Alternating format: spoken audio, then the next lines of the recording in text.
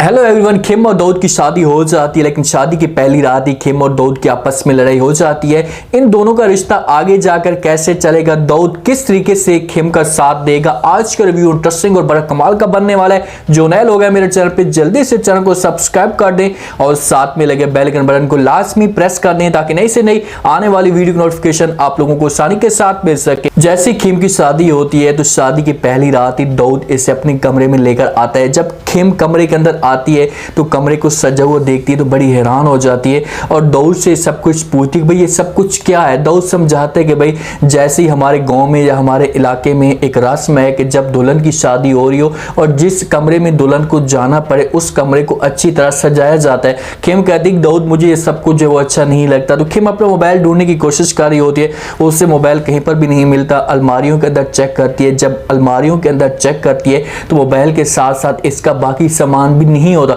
इसमें पासपोर्ट भी हो सकता है, इसका मेकअप का सामान भी हो सकता है। जब अपना सामान खिम को नहीं मिलता तो खिम शोर मचाती है, दाऊद को कहती है भाई मेरा जो सामान है वो सारा का सारा चोरी हो गया, मुझे नहीं मिल रहा। दाऊद समझाता है और खिम को कहते हैं भाई अभी जो है वो रात का वक्त है, इस वक्त तुम शोर मचाओगी, सब सोए पड़े हैं तो सबके लिए जो है परेशानी का सबब बन जाएगा।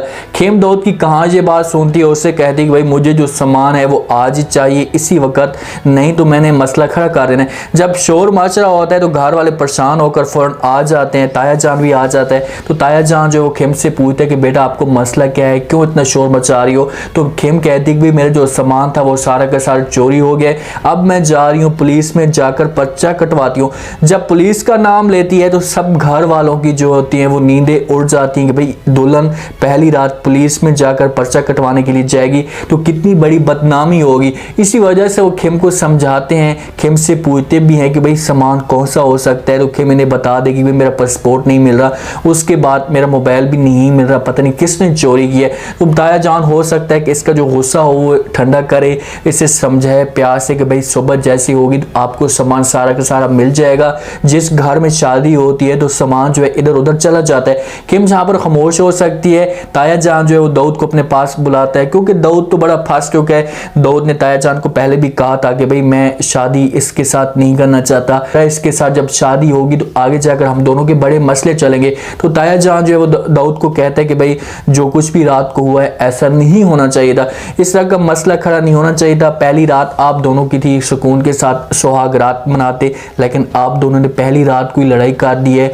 आगे जाकर आप लोगों का क्या हशर होगा। जहां पर बेचारा दाऊद तो बड़ा परेशान है, अब वो इसे क्या कह सकते हैं कि भाई कैसे मैं इसे समझाऊं। मैं तो पूरी कोशिश कर रहा था इसे राजी करने की, लेकिन ये कहां बात सुनती है। अब इकबाल खान भी ये सारे सीन देखकर डरी हुई है और वो दाऊद की मां को कहती कि जब दोनों का आगाज ही इतना इस तरीके से हो चुका है तो इन दोनों का अंजाम कैसा होगा। इकबाल खान को तो 100% पूरा का पूरा यकीन है कि भाई इन दोनों की जो शादी है वो आगे जाकर नहीं चल पाएगी, दोनों एक दूसरे को छोड़ देंगे क्योंकि खिम का जो मिजाज है वो और तरीके का है और दाऊद का जो मिजाज है वो और तरीके का है। दोनों की जो आपस में गपशप है, इनकी सोच है वो अलग अलग है, इसी वजह से इन दोनों की आपस में जो है वो मैचिंग कभी भी नहीं चल पाएगी। अब दनियाल जो है वो पूरी कोशिश कर रहा है क्योंकि दनियाल तो खिम की उम्मीद लगाकर बैठा हुआ था कि भाई मेरी फैमिली खिम के साथ शादी करवा देगी तो जो मुझसे मोहब्बत करती है हुस्ना, मैं उसे हमेशा के लिए वो छोड़ दूंगा, उसके पास कभी भी नहीं जाऊंगा। तो हुस्ना ने जो इसे साफ अल्फाज में कहा था कि भाई जिस वक्त खिम तुम्हें किक मारेगी तो उसके बाद आपने मेरे पास आना है, तो मैं तुम्हें मुंह तक नहीं लगाऊंगी। तो दनियाल अब मजबूर हो चुका है, खिम उसके हाथ से निकल चुकी है, तो इसी वजह से वो बार बार हुस्ना को कॉल करता है, उसके साथ बात करने की कोशिश भी कर रहा होता है, उससे माफ़ी भी मांगते हैं कि भाई किसी तरीके से ये मुझे माफ़ कर दे और मेरी फिर से हुस्ना के दिल में जगह बन जाए। लेकिन हुस्ना इसकी कभी कार रिसीव नहीं करती, इसके साथ बात भी नहीं करती, इसका दिल ऐसा ऐसा पिघल तो रहा है, उसे एहसास तो हो रहा है कि भाई अब बस बहुत हो गया, अब ऐसा ऐसा दनियाल को राज़ी कर लेना चाहिए या दनियाल को माफ़ कर देना चाहिए। शादी के मौके पे दाऊद के वालिद ने तो इतना खाना खाया था कि उसका जो है पेट खराब हो जाता है, वो तो बेड पे आ जाता है और जब शोर सुनता है तो उस वक्त वो बेड पे पड़ा होता है, वो खिम के पास नहीं जाता, बेड के ऊपर पड़ा हुआ शोर मचाता है कि भाई आखिरकार क्या हो गया, कोई मुझे भी बताएगा। तो सब भाग कर आते हैं इसके पास, खिम भी साथ में मौजूद होती है। तो खिम जब इसे देखती है तो वो घर वालों को बता देती है कि भाई इसे अब हार्ट अटैक आने वाला है या इसे हार्ट अटैक हो चुका है। तो दाऊद का वालिद जब ये सारी बातें खिम की सुनता है तो वो हैरान होकर खिम से पूछता है कि भाई आखिरकार आपको इतना सब कुछ कैसे पता, मेरा तो पेट खराब है और आप अभी से मुझे वो मारने वाली हैं। खेम डॉक्टर के तौर पर इसके साथ बात कर सकती है, आ सकती है, लेकिन इसे इतनी परेशानी में डाल देगी कि भाई हो सकता है कि वाकई मेरी जो कुछ दिन है जहां पर रहूं उसके बाद हमेशा यहाँ से जाना पड़े। अब नवीद जो है वो खेम को छोड़कर चला गया, इसे ऐसी इसने कोई भी बात नहीं बताई। उसे पता था कि अगर मैं खेम को कुछ बताता हूँ कि भाई मुझे वापस जाना पड़ रहा है तो खेम जो है वो भी इनकार कर देगी दाऊद के साथ शादी करने के लिए और वो भी मेरे साथ तैयार हो जाएगी। इसी वजह से नवीद ने इसे कुछ नहीं बताया। जब शादी हुई है, एक दफ़ा मुलाकात की है खेम के साथ और उसके बाद अपना बिस्तरा बोरिया गोल किया है और जहाँ से वो चला गया। खेम को जब पता चलेगा, जहाँ से पूछती भी है, उसे कह देगी भाई पापा जान कहाँ है, तो ताया जान इसे सब कुछ बता देगा कि वो किसी इमरजेंसी काम के लिए अचानक से निकल गए हैं। तो खेम को अंदर से बड़ी तकलीफ होगी कि भाई ना इसने मेरे साथ कोई ऐसी बात शेयर की, ना मुझे बताया। नवीद चाहता था सही करूं और इसके साथ जो हमेशा के लिए अपना कांटेक्ट जो है ख़त्म कर दूं, राब्ता अपना इसके साथ ख़त्म कर दूं ताकि